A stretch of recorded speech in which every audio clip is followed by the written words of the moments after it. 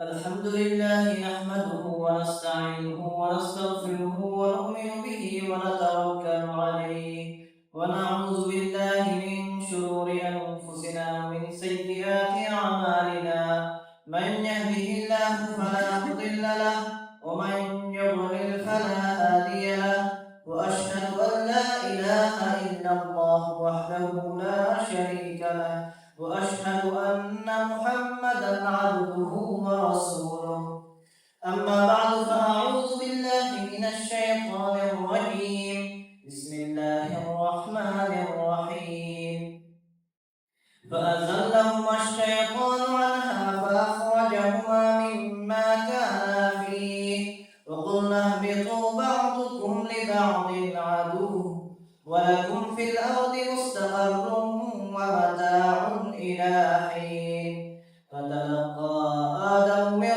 ربه كلمات فتاب عليه إنه هو التواب الرحيم صدق الله مولانا العظيم وصدق رسوله النبي الكريم ونحن على ذلك لمن الشاهدين والشاكرين والحمد لله رب العالمين আমরা আন্তরিকতার সাথে দুরূদ শরীফ পড়ি আল্লাহুম্মা সাল্লি আলা মুহাম্মাদিন ওয়া আলা আলি মুহাম্মাদ কামা সাল্লাইতা আলা ইব্রাহিম ওয়া আলা আলি ইব্রাহিম ইন্নাকা হামিদুম মাজিদ আল্লাহুম্মা বারিক আলা মুহাম্মাদিন ওয়া আলা আলি মুহাম্মাদ কামা বারাকতা আলা ইব্রাহিম ওয়া আলা আলি ইব্রাহিম ইন্নাকা হামিদুম মাজিদ আস্তাগফিরুল্লাহ ইন্নাল্লাহা গফুরুর রহিম আস্তাগফিরুল্লাহ ইন্নাল্লাহা গফুরুর রহিম আস্তাগফিরুল্লাহ ইন্নাল্লাহা গফুরুর রহিম সম্মানিত উপস্থিতি আল্লাহ রাব্বুল আলামিন এক সপ্তাহ পরে আজকে আমাদেরকে আবারও আসরের নামাজ জামাতে আদায় করে কোরআনে কারীমের এই মুবারক মজলিসে একটু সময় বসার সুযোগ দিয়েছেন, তৌফিক দিয়েছেন। আমরা আল্লাহ তাআলার শুকরিয়া আদায় করে বলি আলহামদুলিল্লাহ। গত সপ্তাহে আমরা সূরাতুল বাকারা 36 নম্বর আয়াতের উপর আলোচনা করেছিলাম। আজকে এই আয়াতের অবশিষ্ট আলোচনা থেকে আমাদের আলোচনা শুরু করব ইনশাআল্লাহ।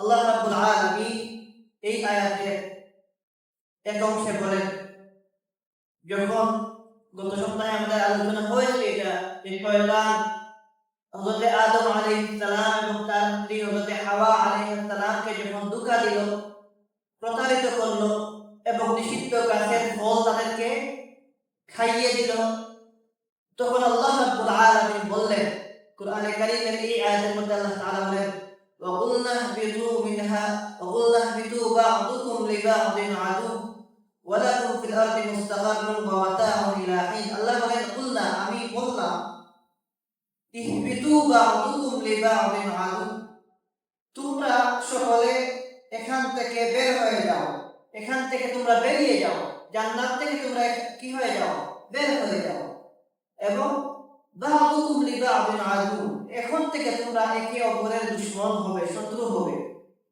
ওয়ালাকুম ফিল আরদি মুস্তাকাররুন ওয়া মাতাউন ইলা হিন, আর তোমাদের জন্য পৃথিবীতে রয়েছে একটা সময় পর্যন্ত অবস্থানের সুযোগ, ওয়া মাতাউন ইলা হিন, আর তোমরা দুনিয়াতে থাকা অবস্থা দুনিয়ার যে আসবাবপত্র এগুলা সাময়িকভাবে তোমরা উপভোগ করতে পারবে।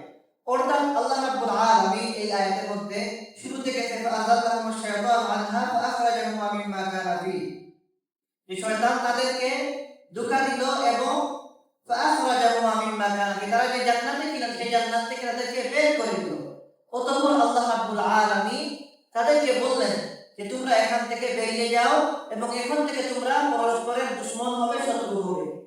এই আয়াতের এই অংশটুকু যে তোমরা এখান থেকে বেরিয়ে যাও এবং তোমরা একে অপরের দুশমন হবে, শত্রু হবে, এই আয়াতের ব্যাখ্যাটা দুইভাবে করা যায়। একটা ব্যাখ্যা এইভাবে যে যদি আমরা যেহেতু বিষয়টা কোরআনে কারীমের মধ্যে আল্লাহ তাআলা বলেন নাই, এই জন্য দুইটা সম্ভাবনা আছে এখানে। মুফাসসিরিন ইকরাম দুইভাবে ব্যাখ্যা করেন। একটা হচ্ছে যে শয়তান যদি তখনও পর্যন্ত জান্নাতে অবস্থান করে থাকে, তবে আল্লাহ তাআলা যে বলছেন যে এখান থেকে তোমরা বেরিয়ে যাও, কাদেরকে আল্লাহ তাআলা নির্দেশ দিচ্ছেন? হযরত আদম আলাইহিস সালামকে, তার স্ত্রীকে এবং শয়তানকে, তিনজনকে এই হুকুম দেওয়া হচ্ছে যে তোমরা এখান থেকে কি হও, বের হয়ে যাও এবং এখন থেকে তোমরা একে অপরের কি হবে, দুশমন হবে। তো এই আয়াতের ব্যাখ্যা তো সহজ যে শয়তান মানুষের দুশমন আর মানুষ শয়তানের দুশমন, পরস্পর আমাদের সাথে শয়তানের দুশমনী আমাদের পরিষ্কার। আর শয়তানকেও বলা হচ্ছে যে তুমি এখান থেকে বের হয়ে যাও। যদি আমরা মনে করি বা আমরা মেনে নেই যে শয়তানও তখন পর্যন্ত কি ছিল, জান্নাতে অবস্থান করছিল। আর যদি ব্যাখ্যাটা এমন হয় যে শয়তান সেখানে ছিল না, শয়তান সেখানে কি ছিল না, অবস্থান করছিল না, বরং সেখানে কারা ছিলেন? শুধুমাত্র হযরত আদম আলাইহিস সালাম আর তার স্ত্রী হযরত হাওয়া আলাইহিস সালাম ছিলেন। এর কারণ হচ্ছে শয়তান তো প্রথমেই নাফরমানি করেছিল। এই নাফরমানি করে স্বাভাবিকভাবে শয়তান জান্নাতে তো থাকার কথা না। এই জন্য এই ব্যাখ্যাটা আরো মজবুত আর শক্তিশালী আমাদের কাছে, যে সেখানে শয়তান ছিল না, শয়তান ধোঁকা দেওয়ার পরে সে তো সেখান থেকে চলে এসেছিল। আল্লাহ রাব্বুল আলামিন যে বললেন কুলনা বিদু মিনহা কুলনা বিদু বা'দুকুম লিবা'দিন আদু, আল্লাহ তাআলা যে বলেন ইহবিতু বা'দুকুম লিবা'দিন আদু, তোমরা এখান থেকে বের হয়ে যাও, নেমে যাও এবং তোমরা একে অপরের দুশমন হবে। এই হুকুমটা ছিল শুধুমাত্র হযরত আদম আলাইহিস সালাম আর তার স্ত্রীকে, তাদেরকে জান্নাত থেকে আল্লাহ তাআলা এই কথা বলে বের করে দিলেন। এবং আল্লাহ তাআলা এখানে যেন তাদেরকে দুইটা শাস্তির কথা বললেন। দুইটা শাস্তি কি? একটা হচ্ছে ইহবিতু, তোমরা জান্নাত থেকে নেমে যাও, দুনিয়াতে নেমে যাও। এটা একটা শাস্তি, যে জান্নাতে ছিলেন, আল্লাহর নাম ও নিয়ামতের মধ্যে ছিলেন, আল্লাহর কাছে ছিলেন। আল্লাহ তাআলা বলেন ইহবিতু, তোমরা এখান থেকে বের হয়ে যাও, এটা একটা শাস্তি। আর দ্বিতীয় শাস্তি হচ্ছে যে বা'দুকুম লিবা'দিন আদু, তোমরা পরস্পরের দুশমন হবে। অর্থাৎ তোমার সন্তানেরা, তোমাদের পরবর্তীতে দুনিয়াতে যাওয়ার পরে তোমাদের যে সন্তানরা আসবে দুনিয়াতে, এরা একে অপরের দুশমন হবে। জান্নাতের মধ্যে কি চলে না, কোনো দুশমনী থাকবে না, কোনো দুশমনী ছিল না। যারা জান্নাতে যাবেন সেখানে কোনো দুশমনী থাকবে না, কোনো হিংসা থাকবে না, কোনো মারামারি থাকবে না। তো আদম আলাইহিস সালাম আর তার স্ত্রীকে আল্লাহ তাআলা এটাও বললেন, এটাও ছিল তাদের শাস্তি, যে দুনিয়াতে যে তোমরা যাচ্ছ, যাওয়ার পরে তোমাদের যে আওলাদরা দুনিয়াতে আসবে, এদের পরস্পরের মধ্যে কি হবে? বিদ্বেষ থাকবে, হিংসা থাকবে, মারামারি থাকবে, তারা পরস্পরের দুশমন হবে। এটা কিভাবে শাস্তি? দেখুন, কোন মা বাবার যদি একাধিক সন্তান থাকে আর এই সন্তানদের মধ্যে যদি কি থাকে না, সুসম্পর্ক থাকে না, এটা মা বাবার জন্য একটা শাস্তি। এটা আমরা তো বুঝি। যদি মনে করেন কয়েকজন ভাই থাকে আর ভাইদের মধ্যে কি হয় না, পরস্পরের সম্পর্ক সুন্দর হয় না, এটা মা বাবার জন্য কত কষ্টের বিষয়। তো আদম আলাইহিস সালাম আর তার স্ত্রীকে এটা বলা হচ্ছে যে তোমার সন্তানদের মধ্যে কি থাকবে না, মিল থাকবে না। এটা আমরা দেখি তো দুনিয়াতে আদম আলাইহিস সালামের সন্তান যারা আমরা আছি, আমাদের পরস্পরের মধ্যে কি নাই, সুসম্পর্কের থেকে বরং দুশমনী বেশি, বিভিন্ন দিক দিয়ে আমাদের মধ্যে কি বিদ্বেষ বেশি। তো এটা একটা তাদের শাস্তি, দুইটা শাস্তি তাদেরকে দেওয়া হলো। একটা হচ্ছে জান্নাত থেকে বের করে দেওয়া, আর আরেকটা শাস্তি হচ্ছে দুনিয়াতে যাওয়ার পরে তোমার যে সন্তানরা দুনিয়াতে আসবে কিয়ামত পর্যন্ত, তাদের মধ্যে কি থাকবে, দুশমনী থাকবে, শত্রুতা থাকবে। এটাও মা বাবা হিসেবে হযরত আদম আর হযরত হাওয়া আলাইহিস সালামের জন্য কি একটা শাস্তি। এখন এই দুই ব্যাখ্যার মধ্যে কোন ব্যাখ্যাটা সবচেয়ে গ্রহণযোগ্য বা সবচেয়ে মজবুত মনে হয়? বাহ্যিকভাবে এই দ্বিতীয় ব্যাখ্যাটা, যে হযরত আদম আলাইহিস সালাম আর তার স্ত্রী তাদেরকে জান্নাত থেকে বের করে দেওয়া এবং তাদের সন্তানরা দুনিয়াতে দুশমন হবে, এই ব্যাখ্যাটাই যৌক্তিক মনে হয়। কারণ আল্লাহ তাআলা কোরআনে কারীমে সূরা তাহা এক আয়াতের মধ্যে বলেছেন, এখানে তো বলা হয়েছে যে তোমরা বের হয়ে যাও, বহুবচন, কিন্তু সূরা তাহা 16 নম্বর পারা ওই সূরার 123 নম্বর আয়াত আল্লাহ তাআলা এভাবে বলেছেন ক্বালা বিতা মিনহা জামিআ। এখানে দ্বিবচন ব্যবহার করেছেন। আরবি ভাষায় দ্বিবচন হয়, একবচন, দ্বিবচন, বহুবচন। আল্লাহ তাআলা যেখানে বলেছেন যে তোমরা উভয়ই জান্নাত থেকে বের হয়ে যাও, ওইখানে দুইজন বলার দ্বারা নির্দিষ্ট হয়ে গেছে যে ওইখানে শয়তানকে উদ্দেশ্য করা হয় নাই। যেহেতু কুরআনে কারীমের এক আয়াত অনেক সময় অন্য আয়াতের ব্যাখ্যা হয়, সুতরাং সূরা তাহার 123 নম্বর আয়াত থেকে আমরা বুঝতে পারি যে আল্লাহ তাআলা জান্নাত থেকে যে বের হয়ে যাওয়ার হুকুম দিচ্ছিলেন, সেটা ছিল হযরত আদম এবং তার স্ত্রীকে, এবং দুশমনের বিষয়টা ছিল তার সন্তানদের মধ্যে দুশমনীটা। তো এই ব্যাখ্যাটা আমরা এখানে গ্রহণ করতে পারি। এটা তুলনামূলক কি শক্তিশালী ব্যাখ্যা দুইটার মধ্যে। এরপরে আল্লাহ তাআলা বলেন ওয়ালাকুম ফিল আরদি মুস্তাকারুন ওয়া মাতাউন ইলা হিন, এবং তোমাদের জন্য দুনিয়াতে রয়েছে একটা অবস্থানের সময়সীমা নির্ধারিত। এই যে মুস্তাকার শব্দের অর্থই হচ্ছে কি অবস্থান করা, থাকা, বসবাস করা। ওয়ালাকুম ফিল আরদি মুস্তাকারুন, আরবি ভাষায় ইস্তিকরার শব্দের অর্থ হচ্ছে কোন জায়গায় সাময়িক, টেম্পোরারি বসবাস করা, অবস্থান করা। মনে করেন আপনি কোন জায়গায় গেছেন, গিয়ে কিছু সময়ের জন্য অবস্থান করলেন, এটাকে আরবিতে বলা হয় কি ইস্তিকরার। এই ইস্তিকরার থেকে এসেছে মুস্তাকার। আল্লাহ তাআলা বলেন যে দুনিয়াতে তোমরা কি করবে, অবস্থান করবে, এবং এই অবস্থান বুঝাতে গিয়ে যে শব্দ আল্লাহ তাআলা কি করলেন, ব্যবহার করলেন, এখান থেকে বুঝে আসে যে দুনিয়া মানুষের স্থায়ী বসবাসের জায়গা না। দুনিয়া মানুষের কি না, স্থায়ীভাবে বসবাসের জায়গা না। দুনিয়া হচ্ছে টেম্পোরারি অবস্থানের জায়গা, সাময়িক অবস্থানের জায়গা। আল্লাহ তাআলা এই দুনিয়াতে মানুষকে বসবাসের সুযোগ দিয়েছেন কিছু সময়ের জন্য, পরীক্ষা করতে চান, দেখতে চান যে এই দুনিয়ার এই অল্প সময়ে কারা কি হয়, আল্লাহর হুকুম মেনে চলে, আর কারা কি আল্লাহ রাব্বুল আলামিনের নাফরমানি করে। এই জন্য বলা হয় কি, আর দুনিয়া দারুল ইমতিহান, দুনিয়া হচ্ছে পরীক্ষার কেন্দ্র। পরীক্ষার হলে কি হয় না, মানুষ পুরা বৎসর পড়ে আর এরপরে কি হয়, বৎসরের শেষে কি হয়, পরীক্ষায় যায়। এটা হয় না যে পুরা বৎসর মানুষ পরীক্ষা দেয়। পরীক্ষা কি হয়, সারা বছর পড়ালেখা করে, পরীক্ষা সাময়িক সময়ের জন্য হয়। তো দুনিয়াকে বলা হয় পরীক্ষার কেন্দ্র, কারণ দুনিয়া আল্লাহ রাব্বুল আলামিন আখিরাতের তুলনায় সামান্য সময়ের জন্য দিয়েছেন। এই জন্য আল্লাহ তাআলা এখানে বলেন ওয়ালাকুম ফিল আরদি মুস্তাকার, যে তোমরা এখানে সাময়িক সময় অবস্থান করবে, অল্প কিছু সময় অবস্থান করবে, এবং ওয়ামাতাউন ইলা হিন, এবং একটা সময়সীমা পর্যন্ত অবস্থান করার পাশাপাশি তোমরা দুনিয়ার যে আসবাবপত্র, দুনিয়ার যে আরাম আয়েশ, এগুলো তোমরা পাবে। দুনিয়াতে আমরা কত আরাম আয়েশের মধ্যে আছি না, আল্লাহ তাআলা এটা বলে দিয়েছেন। কিন্তু জান্নাতের নাজ ও নিয়ামতের তুলনায় কিছুই না। জান্নাতের নিয়ামতের তুলনায় দুনিয়ার এইসব নিয়ামত কি না, কিছুই নাই, কোনো দাম নাই, কোনো মূল্য নাই। এই আয়াতের উপর আলোচনা এখানেই শেষ।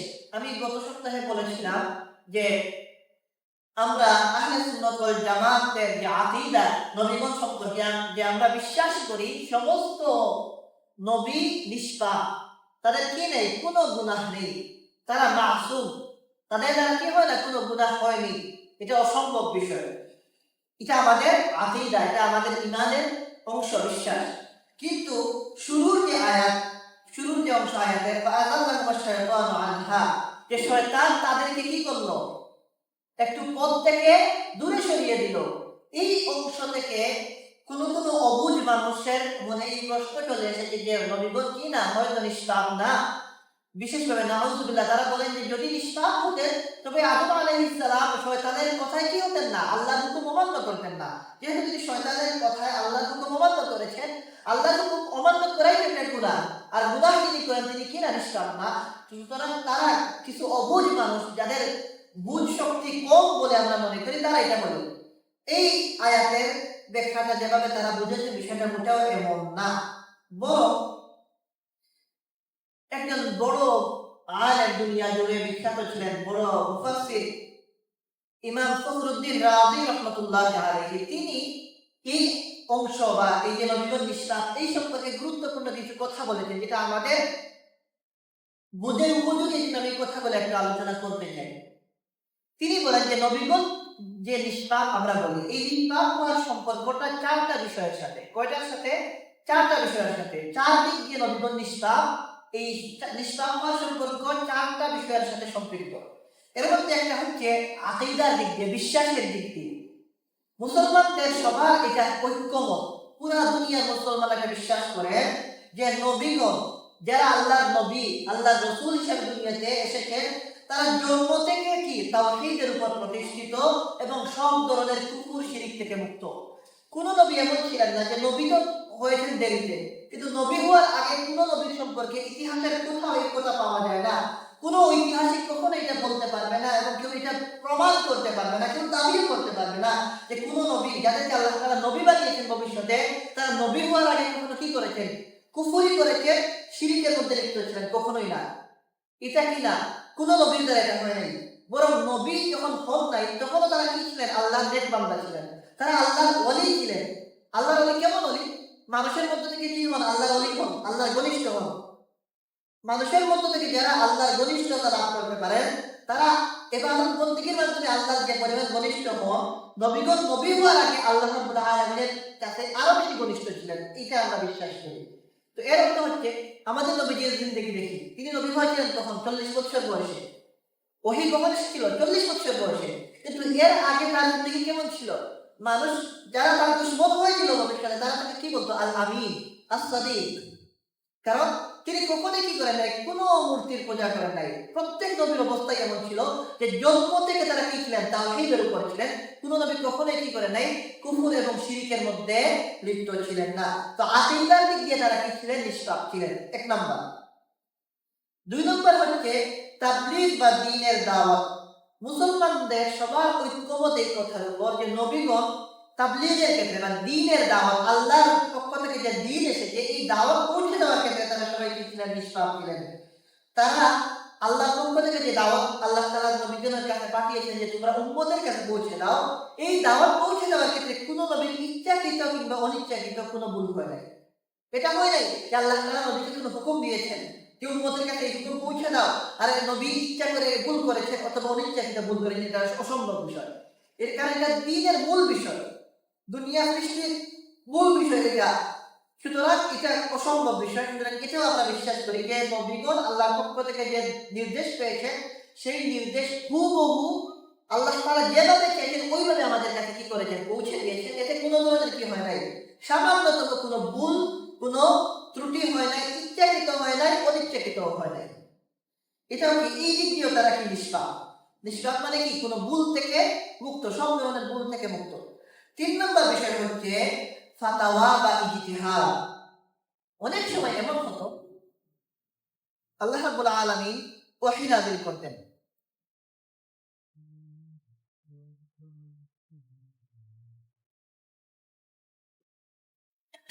আল্লাহ তাআলা ওহী নাযিল করতেন, আর এই ওহীটা নবী যখন চাইতেন তখনই আসতো না, মানে আল্লাহ তাআলা যখন ইচ্ছা করতেন তখন ওহী পাঠাতেন।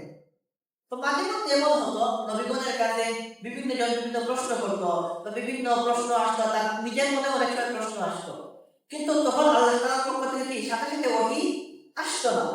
আল্লাহর ইচ্ছা, আল্লাহ তাআলা তিনি যখন মনে করতেন ওহী পাঠানো দরকার তখন পাঠাতেন। যে নবী চাইলে কি আল্লাহ তাআলা পাঠাতেন না, এটা আল্লাহর ইচ্ছা। তো এই ক্ষেত্রে অনেক সময় এমন হতো যে ওহী আসার আগে মধ্যখানে যে বিরতি হতো, কখনো কোনো সময় দেখা যাচ্ছে এমন বিষয়ে প্রশ্ন আসতো যেটা এমন বিষয় যেটা নবী ইচ্ছা করলে কি জ্ঞান গবেষণা দ্বারা জবাব দেওয়ার দ্বারা সামর্থ্য রাখতেন। এমন কোনো বিষয় হলে তিনি কি করতেন, নিজের পক্ষ থেকে চিন্তা ভাবনা করে বা কোরআনের বা অন্যান্য নবীদের কাছে যে কিতাব ছিল সেই কিতাবের আলোকে চিন্তা থেকে কোনো একটা সমাধানে পৌঁছতেন, ইজতিহাদ করতেন। কিন্তু এই ইজতিহাদের ক্ষেত্রেও আমরা বিশ্বাস করি যদি নবীগণের ইজতিহাদের ক্ষেত্রে কোনো কি হয়ে যেত, এই চিন্তা ভাবনার ক্ষেত্রে কোনো ভুল হয়ে যেত, আল্লাহ তাআলা ওহীর মাধ্যমে কি করতেন, তাদেরকে সমাধান জানিয়ে দিতেন। ফলে নবীগণের ইজতিহাদ যেটা বা ফতোয়া দেওয়ার ক্ষেত্রে তারা ভুলের ঊর্ধ্বে ছিলেন। এক্ষেত্রে আমরা একটা উদাহরণ দেখি। মনে করেন আমাদের দুনিয়া জুড়ে আমরা চার মাযহাবের কথা জানি তো সবাই। এই মাযহাবগুলো কিভাবে এসেছে, ইমামগণ কুরআন হাদিস থেকে মাসআলা ইস্তেমবাত করেছেন, আবিষ্কার করেছেন, গবেষণা করেছেন, তারা ইজতিহাদ করেছেন, কোরআন হাদিস থেকে বুঝেছেন। এই বুঝতে গিয়ে অনেক সময় দেখা গেছে এক ইমাম এক কথা বলেছেন, অন্য ইমাম অন্য কথা বলেছেন। উলামায়ে কেরাম সবাই একমত এই ব্যাপারে যে আল্লাহ রাব্বুল আলামিনের কাছে যাওয়ার পরে ফয়সালা হবে কে সঠিক ছিলেন কে ভুল ছিলেন। কেউ যদি ভুল করেও থাকে এখানে দুনিয়াতে এটা জানার সুযোগ নাই, এবং কেউ যদি ভুল করেও থাকে যেহেতু তার নিয়ত সহিহ ছিল আল্লাহ তাআলা এই ভুলের জন্য তাকে সওয়াব দিবেন। এটা হাদিসের মধ্যে এসেছে কেউ যদি ইজতিহাদ করে, ইজতিহাদ করতে গিয়ে কেউ যদি সঠিক ইজতিহাদ করে তখন সঠিক ইজতিহাদের কারণে সে দ্বিগুণ সওয়াব পাবে, আর কেউ যদি ভুল ইজতিহাদ করে ভুলের কারণে তার একটা সওয়াব অন্তত হবে, কারণ সে সঠিক নিয়তে নেক উদ্দেশ্যে কাজটা করেছিল, নিয়তের কারণে সওয়াব হবে। কিন্তু কে সঠিক কে ভুল এটা দুনিয়াতে জানার সুযোগ নাই। কিন্তু নবীগণের ইজতিহাদ এবং যে আল্লাহ তাআলা সরাসরি তাদের কাছে ওহী পাঠাতেন, এজন্য নবীগণ যে ইজতিহাদ করেছেন সেই ইজতিহাদের ক্ষেত্রে যদি কখনো কোনো ক্ষেত্রে তাদের কি হয়ে যায়, কোনো একটা চিন্তা ভাবনার ক্ষেত্রে একটু ঠিক অবস্থানে না থাকতেন, আল্লাহ তাআলা ওহীর মাধ্যমে তাদেরকে জানিয়ে দিয়েছিলেন, ফলে তারা সংশোধন করে নিয়েছেন। ফলে নবীগণের ইজতিহাদ এবং ফতোয়া কি ছিল, ভুলের ঊর্ধ্বে ছিল। এই ক্ষেত্রেও তারা কি ছিলেন, মাসুম বা নিষ্পাপ ছিলেন। সর্বশেষ 4 নাম্বার বিষয় অভ্যাস বা সাধারণ কাজকর্ম। এই ক্ষেত্রে দেখেন নবীগণ কে ছিলেন, মানুষ ছিলেন। তারা কি ছিলেন, আমাদের মতো মানুষ ছিলেন। কিন্তু এরপর আমাদের আকীদা থেকে নবীগণ সব ধরনের কবিরা গুনাহ থেকে বড় ধরনের যত গুনাহ এইসব গুনাহ থেকে মৌলিকভাবে তারা মুক্ত। কোন নবী কোন ধরনের কবিরা গুনাহের মধ্যে কি ছিলেন না, লিপ্ত ছিলেন না, কোন কবিরা গুনাহ তাদের দ্বারা হয়নি। হ্যাঁ, এটা সম্ভব মানুষ হিসাবে ইচ্ছাকৃত না, অনিচ্ছাকৃত সহিলা গুনাহ, ছোট গুনাহ অথবা উত্তমের বিপরীত কোনো কাজ করে যাওয়া। উত্তমের বিপরীত বলতে কি? কোন কাজ একজন মানুষের জন্য এটা করা ঠিক আছে, কিন্তু একজন আল্লাহর জন্য এটা কি ঠিক না। মনে করেন দাঁড়িয়ে পানি খাওয়া, এটা জায়েজ না? জায়েজ আছে। দাঁড়িয়ে পানি খাওয়া কি না? হারাম না। আল্লাহ রাসূল সাল্লাল্লাহু আলাইহি ওয়াসাল্লাম দাঁড়িয়ে পানি খেয়েছেন। এখন কোন মানুষ, সে যদি সাধারণ একজন মানুষ পানি খায়, কিন্তু এটা কি না? উত্তম কাজ না। পানি বসে খাওয়াই কিছু না, কিন্তু দাঁড়িয়ে খাওয়ার জন্য কি আছে? অনুমতি আছে। এটা কি না? হারাম না। এখন সাধারণ একজন মানুষ সে যদি পানি পান করে দাঁড়িয়ে, এটা একটা মেনে নেওয়া যায়। কিন্তু একজন যদি খতিব সাহেব, ইমাম সাহেব, তিনি যদি সবার কাছে দাঁড়িয়ে পানি খান, এটা কি না? ভালো না। এটা উত্তমের বিপরীত। কারণ তাকে মানুষ দেখবে, মানুষ এখান থেকে উদাহরণ নেবে যে দেখেন ইমাম সাহেব দাঁড়িয়ে পানি খান, তাইলে আমরা পানি খেলে কি না সুন্নাহ থেকে মানুষ দূরে যাবে। কেন? ইমাম সাহেব এটা করেছেন। এটা কি না? এটা উত্তমের বিপরীত। তো নবীগণের ক্ষেত্রে এমন অনেক কাজ হয়তো সম্ভব যে উত্তমের বিপরীত কোনো কাজ তাদের দ্বারা হয়তো প্রকাশিত হয়েছে, অথবা কোনো ধরনের সুন্নাহ হয়ে থাকতে পারে অনিচ্ছাকৃত। বাহ্যিকভাবে এই কাজগুলোকে গুনাহ মনে হলেও আসলে এগুলা গুনাহ না, বরং এগুলার পিছনে হয়তো আল্লাহ তাআলার উদ্দেশ্য ছিল শরীয়তের কোনো হুকুমকে প্রকাশ করা। এটা আমরা শুধু দাবি করবো না, দলিল আমাদের সামনে আছে, প্রমাণ আছে। কিভাবে দেখেন, যেমন নবী করিম সাল্লাল্লাহু আলাইহি ওয়াসাল্লামের জীবন যদি আমরা দেখি, আমরা দেখি আল্লাহ রাসূল সাল্লাল্লাহু আলাইহি ওয়াসাল্লামের জীবনে তিনি খুব সম্ভবত যোহরের নামাজে অথবা আসরের নামাজে একবার ভুল হলো, নামাজের মধ্যে ভুল হয়ে গেল। আচ্ছা, এই ভুল হওয়াটা এটা আসলে কিন্তু আমরা যদি ভুল করি, স্বাভাবিক মনে আসবে যে এই ভুলটা কেন হয়েছে? গাফেল থাকার কারণে, অমনোযোগী থাকার কারণে তো ভুল হয় স্বাভাবিকভাবে। এই ভুলের কারণে নবী করিম সাল্লাল্লাহু আলাইহি ওয়াসাল্লাম কি করলেন? সিজদায়ে সাহু করলেন, সাহু সিজদা আমরা বলি। আচ্ছা, এখন এই ভুল না করলে উম্মত তো জানতেই পারতো না যে ভুল হলে কি হবে। বাহ্যিকভাবে মনে হয় যে নবীর পক্ষ থেকে ভুল হয়ে গেছে, নামাজের মধ্যে তিনি একটা ভুল করে ফেললেন। কিন্তু এই ভুলের পিছনে উদ্দেশ্য কি ছিল? শরীয়তকে মানুষের সামনে প্রকাশ করা।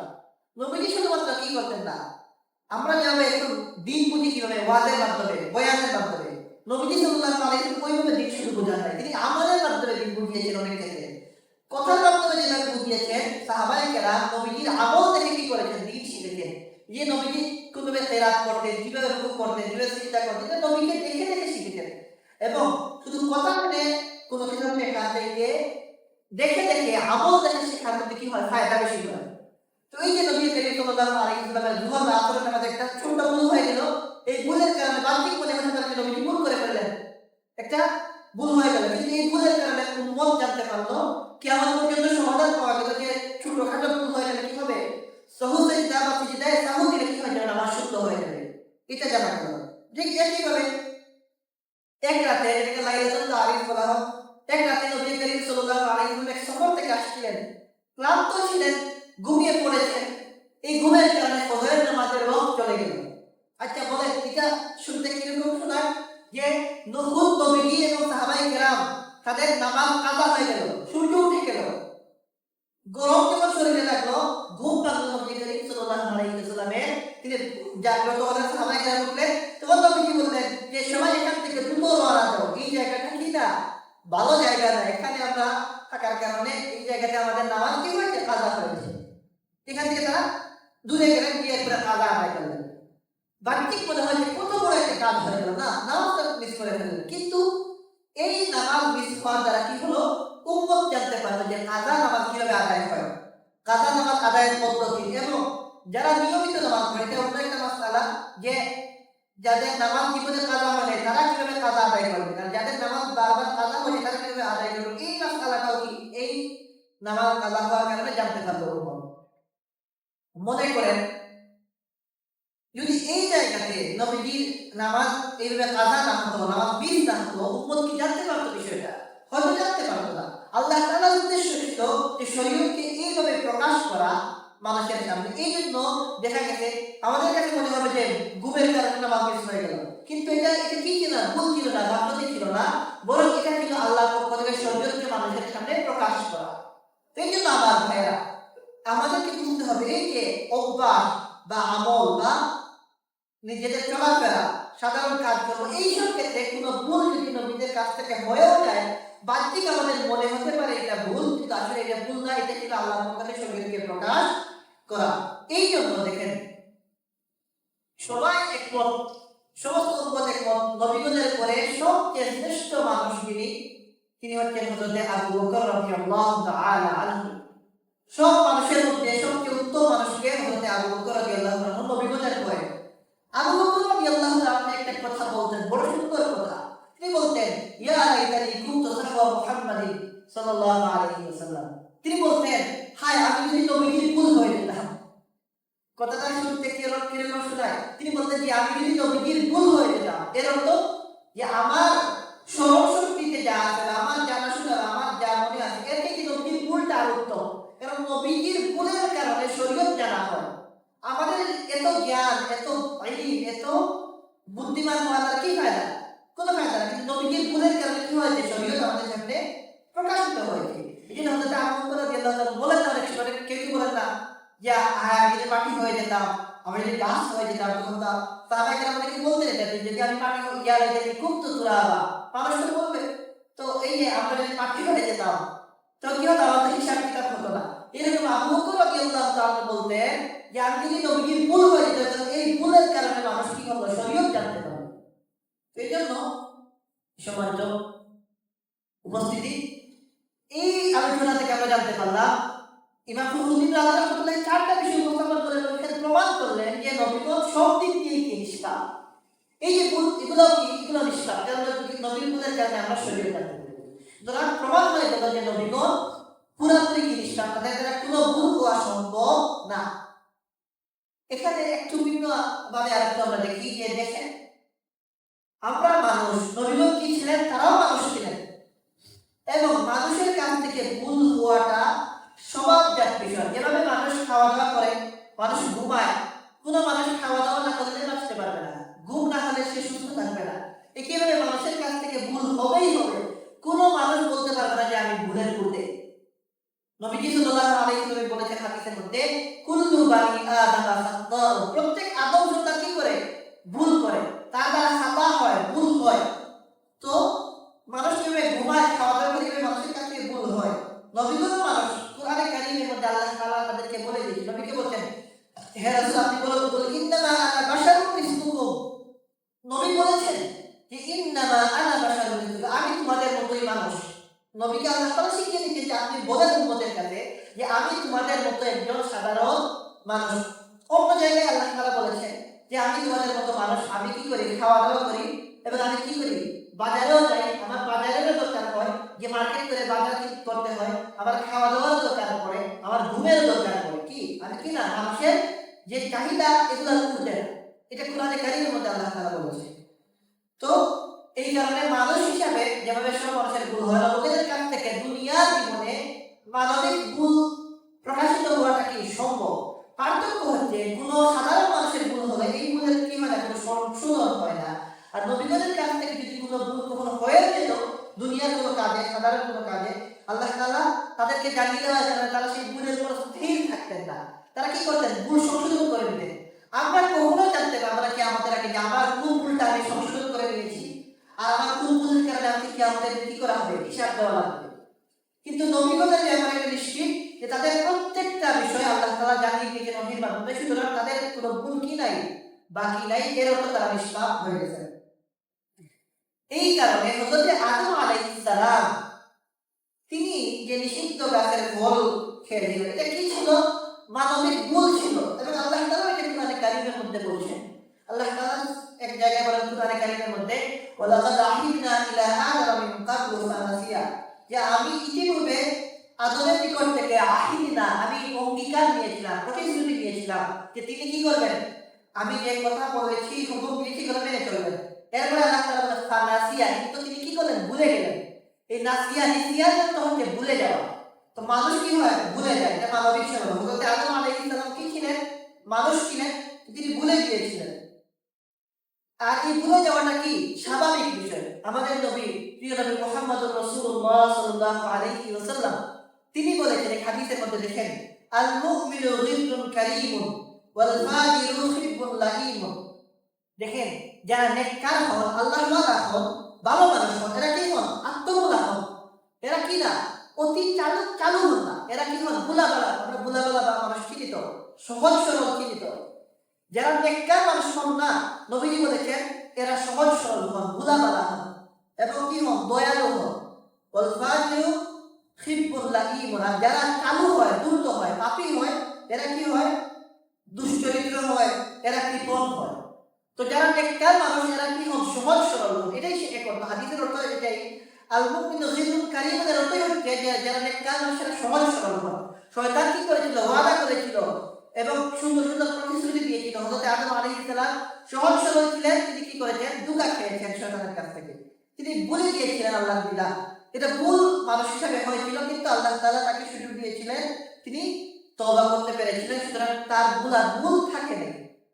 এবং দেখেন আল্লাহ রাব্বুল আলামিন কোরআনে কারীমের অন্য এক জায়গায় বলেছেন, আল্লাহ তাআলা বলেন ওয়ালাইসা আলাইকুম জুনাহুন ফিমা আখতাতুম বিহি ওয়ালাকিন মা তাআম্মাদাত কুলুবুকুম, যে যদি এই ব্যাপারে তোমরা কোনো ভুল করো যে এতে তোমাদের কোনো কি নেই, অপরাধ নেই।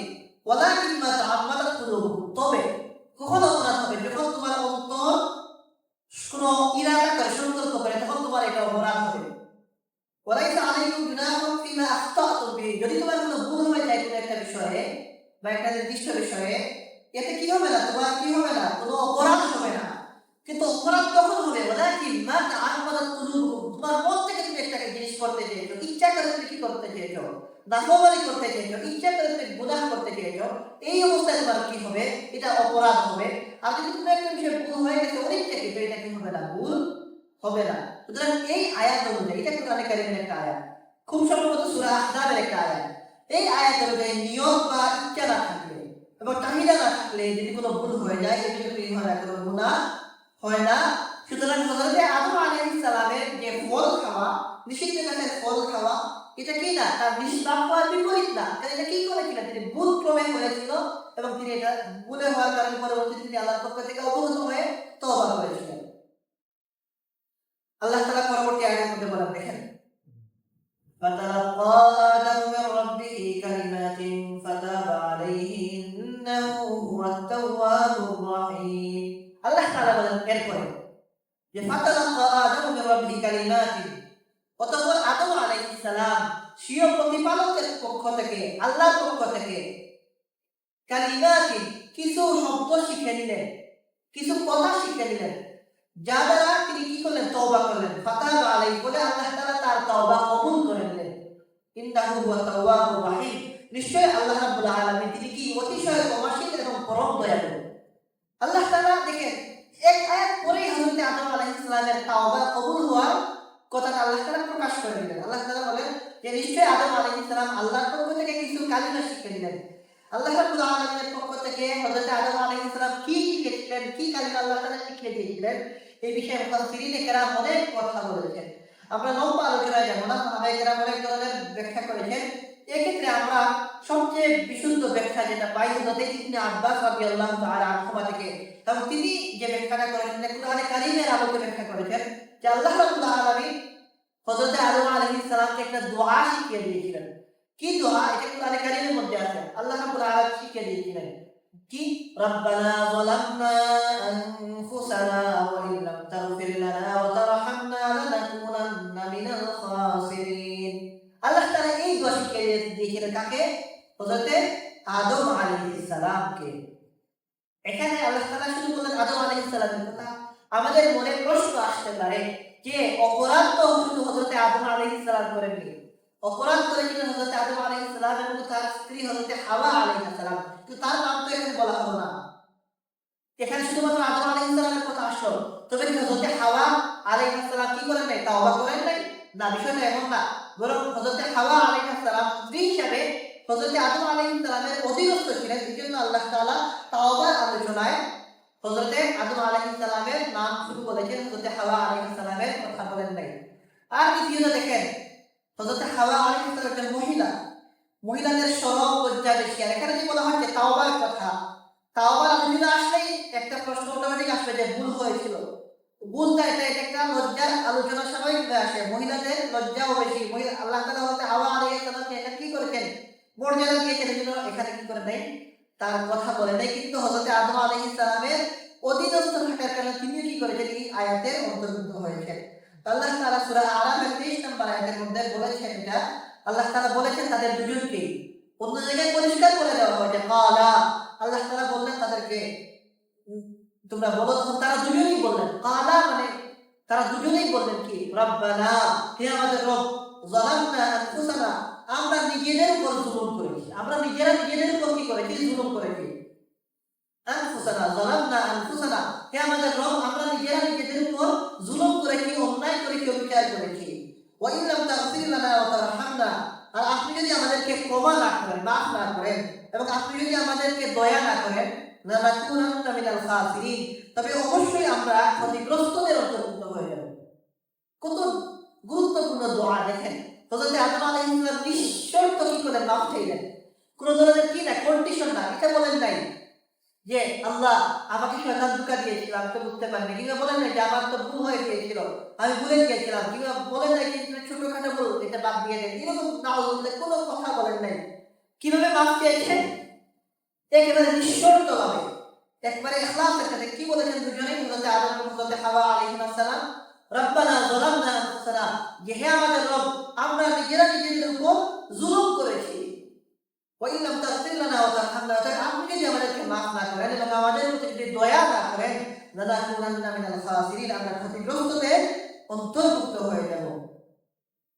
এই আয়াত দ্বারা বেশ কিছু গুরুত্বপূর্ণ বিষয় আমাদের সামনে প্রমাণিত হয়, প্রকাশিত হয়। এর মধ্যে একটা হচ্ছে খ্রিস্টানদের একটা দাবি পাওয়া যায়, খ্রিস্টান ধর্মাবলম্বী যারা, তারা বলে থাকে যে হযরত আদম আলাইহিস সালাম তিনি নাউজুবিল্লাহ, তারা বলে যে তিনি ভুল করার কারণে তার সমস্ত সন্তানরা কি হয়েছেন, গুনাহগার হয়েছেন।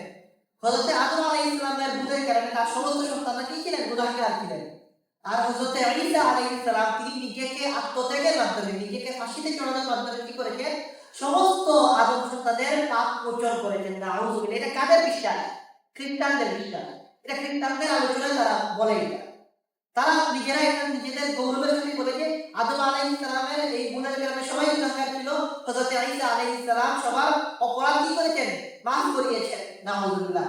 এই আয়াত দ্বারা প্রমাণিত হয় এটা সত্য নয়, বরং হযরত আদম আলাইহিস সালাম ও তার স্ত্রী হাওয়া আলাইহিস সালাম তারা নিজেরা তওবা করেছেন এবং নিজেদের অপরাধ আল্লাহর কাছে স্বীকার করেছিলেন, এবং আল্লাহ তাআলা তাদেরকে কি করেছেন, গ্রহণ করেছেন।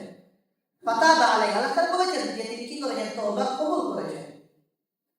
দ্বিতীয় আরেকটা বিষয় এখানে প্রমাণিত হয় যে তওবা গ্রহণের অধিকার আল্লাহ ছাড়া আর কারো নাই। তওবা কার কাছে করতে হবে, আল্লাহর কাছে, এবং এই তওবা একমাত্র আল্লাহ তাআলা গ্রহণ করতে পারেন। এই ক্ষেত্রে ইহুদি এবং খ্রিস্টান এরা বড় ভুলের মধ্যে, এদের ভুল কি, ইহুদিরা এবং খ্রিস্টানরা তারা তাদের পাদ্রীর কাছে এবং তাদের ধর্মীয় গুরু যে তার কাছে কি করে, কিছু হাদিয়া তোহফা দেয়। এখন হয়তো এটা নাই, একসময় এটা ছিল অনেক ব্যাপকভাবে। তারা কোনো অন্যায় করে কি করতো, তাদের পুরোহিতদের কাছে গিয়ে কিছু হাদিয়া দিত, এবং এর বিনিময়ে তারা মনে করতো এই পাদ্রী, এই পুরোহিত, এই ধর্মীয় গুরু তাদের অপরাধ কি করবেন, মাফ করিয়ে দিবেন, এবং আল্লাহর কাছ থেকে তাদের অপরাধ এই পাদ্রীর মাধ্যমে মাফ হয়ে যাবে। তারা কিছু হাদিয়া দিয়ে এটা করতো।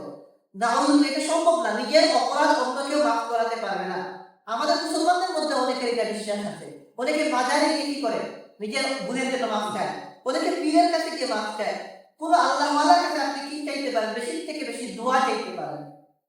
কোন আল্লাহওয়ালার কাছে, যেন নিজের মা বাবার কাছে, নিজের মুরব্বীদের কাছে দোয়া চাইতে পারেন যে আমি গুনাহগার, আমার জন্য দোয়া করবেন। এটা কি আছে, জায়েজ আছে।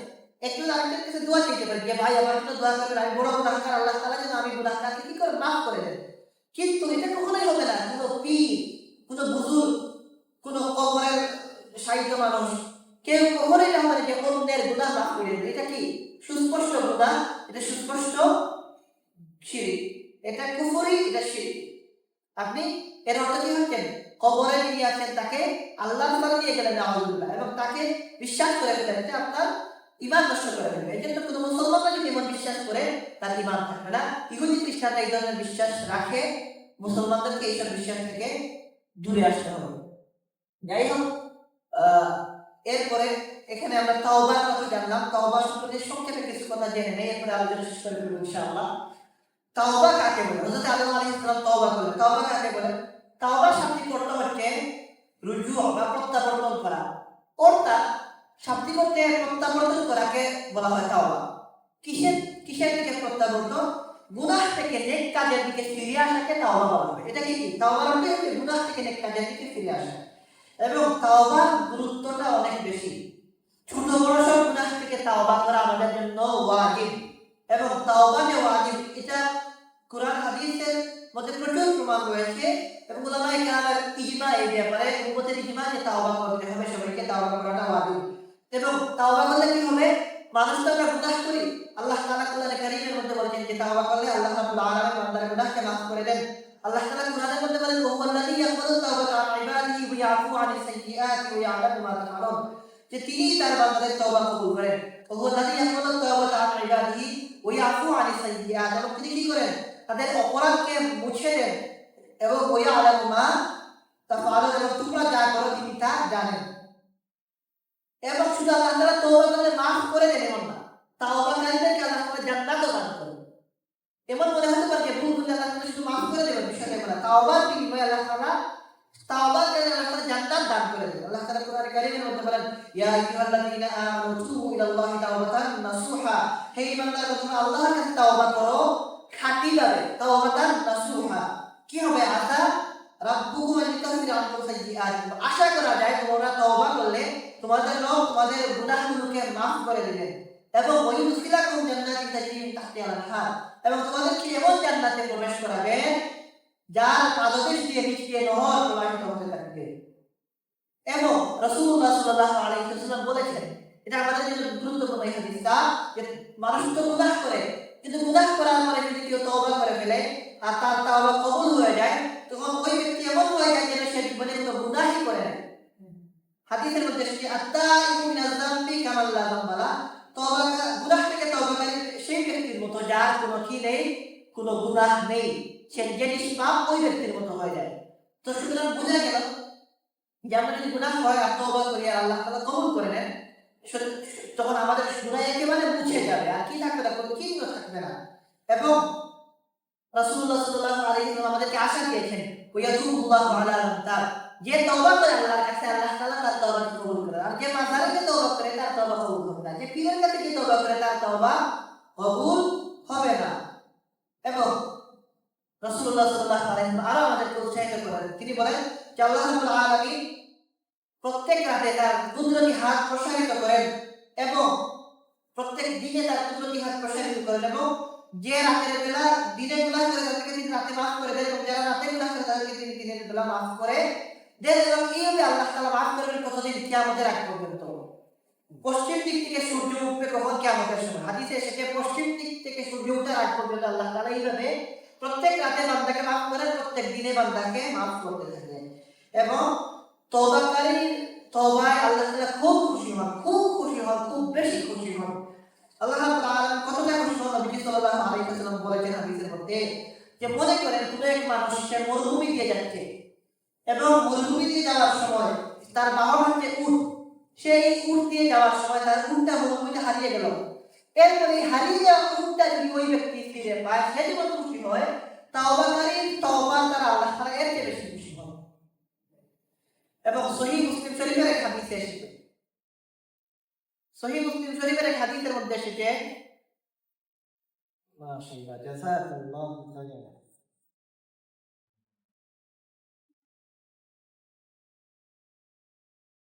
नारे तकबीर, नारे तकबीर। সহিহ মুসলিম শরীফে একটা গুরুত্বপূর্ণ মজার হাদিস ছিল। নবী সাল্লাল্লাহু আলাইহি ওয়াসাল্লাম বলেন যে আল্লাহ রাব্বুল আলামিন কোন বান্দার তওবায় ওই পরিমাণ খুশি হন, ওই ব্যক্তির চাইতে বেশি খুশি হন যে ব্যক্তির অবস্থা এমন যে একটা মরুভূমিতে যাচ্ছে, এমন জায়গা যেখানে আর কি নেই, কোনো গাছপালা নেই, কোনো মানুষ নেই, আর সে যাচ্ছে এবং তার বাহন যেটা উট, এই উটের মধ্যে তার খাবারও ছিল, পানিও ছিল, এবং সে মরুভূমির মধ্যে যাওয়ার পথে তার উটটা তার কাছ থেকে হারিয়ে গেল। এখন এই ব্যক্তির আশেপাশে কোনো কি নাই, জনবসতি নেই, কোনো মানুষ নেই, কোনো গাছপালা নেই, সাহায্য করার কেউ নেই, এবং তার যে বাহন ছিল যেটা দিয়ে সেই মরুভূমি থেকে যাবে, সেই বাহনটা হারিয়ে গেছে, এবং তার যে খাবার দাবার ছিল, পানি ছিল, এটাও এই উটের মধ্যে ছিল। এখন এই ব্যক্তি কি পরিমাণ পেরেশান হবে? এইরকম অবস্থায় পড়ার অর্থ হচ্ছে নিশ্চিত মৃত্যু। এই ব্যক্তি কি করলো? মনে করেন এই ব্যক্তি সে এই খুঁজতে খুঁজতে এক সময় নিরাশ হয়ে এক জায়গায় সে যদি কি করে বিশ্রাম নিয়ে ঘুমিয়ে পড়ে, আর ঘুম থেকে উঠে সে যদি দেখে তার সামনে তার উটটা দাঁড়িয়ে আছে, সে ঘুমিয়েছিল পেরেশান অবস্থায়, খোঁজার পরে পায় নাই।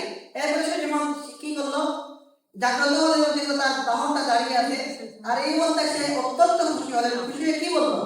সে খুশি হয়ে বলল যে আল্লাহুম্মা আনতা আবদি ওয়া আনা রাব্বুক। এই পরিমাণে খুশি হলো, সে বলে বসলো যে হে আল্লাহ, তুমি আমার বান্দা আর আমি তোমার রব। খুশির কারণে। আস্তাগফিরুল্লাহ। দেখেন, এই জাতীয় কথা এমনি ইচ্ছা করে বললে কি হবে? গুনাহ হবে, ঈমান চলে যাবে। কিন্তু অনিচ্ছাকৃতভাবে এই ধরনের ভুল বা এই ব্যক্তিটা কি ছিল? খুশির কারণে, অতিরিক্ত খুশির কারণে সে বলার কথা ছিল যে হে আল্লাহ, তুমি আমার রব, আমি তোমার বান্দা, তুমি আমার উপর দয়া করে আমার রূপটা মিলিয়ে দিয়েছে। কিন্তু খুশির জন্য কি বলে ফেলেছে? সে বলে বসেছে হে আল্লাহ, আমি তোমার রব, তুমি আমার বান্দা। নাউযুবিল্লাহ। কিন্তু এটা কি ছিল? অনিচ্ছাকৃত। ব্যক্তির খুশি বোঝার জন্য এটা নবীজি বলেছেন উদাহরণ। ওই ব্যক্তি যে পরিমাণ খুশি হয়, আল্লাহ রাব্বুল আলামিন বান্দার তাওবার কারণে এর চেয়ে বেশি খুশি হন। সুতরাং আমাদেরকে বুঝতে হবে যে তওবা আল্লাহ রাব্বুল আলামিনের রহমতের অংশ। আল্লাহ রাব্বুল আলামিন বান্দা গুনাহ করলে এরপরে তওবা করলে তার রহমতের কারণে মাফ করে দেন। সুতরাং তওবা করতে হবে আল্লাহর কাছে, এবং তওবা করে শুধু শেষ নয় যে গুনাহের উপর আমরা তওবা করবো, এরপর আমরা তওবা করে এরপর অন্য অভিযোগ থাকলে আবার সেই গুনাহের মধ্যে ফিরে যাব না। কারণ তওবা এটা অনেক গুরুত্বপূর্ণ বিষয়, আল্লাহর পক্ষ থেকে মর্যাদা ও সম্মানের বিষয়। আল্লাহ রাব্বুল আলামিন তার রহমতের কারণে আমাদের তওবাকে কবুল করেন। এই জন্য এই বিষয়টা আমাদের জন্য অত্যন্ত গুরুত্বপূর্ণ। আল্লাহ তাআলা আমাদেরকে তৌফিক দান করুন, আমরা গুনাহগার প্রত্যেকেই আমরা যেন আমাদের গুনাহের উপর আল্লাহর কাছে মাফ চাইতে পারি, তওবা করতে পারি। তওবার শর্ত রয়েছে। তওবা শুধুমাত্র বললাম যে আমি তওবা করলাম এটা না, তওবার নির্দিষ্ট শর্ত রয়েছে। কিভাবে তওবা করলে তওবা হবে, এই শর্তগুলো ইনশাআল্লাহ আমরা আগামী সপ্তাহে আবার আলোচনা এখান থেকে শুরু করব যে তওবার শর্ত কি কি, কোন কোন শর্ত পাওয়া গেলে তওবা হবে। তওবার জন্য কয়েকটা নির্ধারিত 4টা শর্ত আছে, এই শর্ত মেনে তওবা করলে তওবা হবে, এছাড়া তওবা করলে কি হবে না? তওবা হবে না। ইনশাআল্লাহ আল্লাহ তাআলা তৌফিক দিলে আমরা আগামী সপ্তাহে এখান থেকে আমাদের আলোচনা শুরু করব। আমরা প্রত্যেকেই গুনাহগার, আমরা দোয়া করি আসুন আল্লাহ তাআলা যেন আমাদের প্রত্যেককে তওবা করার তৌফিক দেন, এবং আমরা যেন মুতের আগে নিষ্পাপ অবস্থায় দুনিয়া ছেড়ে চলে যেতে পারি। আমিন। ওয়া আখিরু দাওয়ানা আলহামদুলিল্লাহি রাব্বিল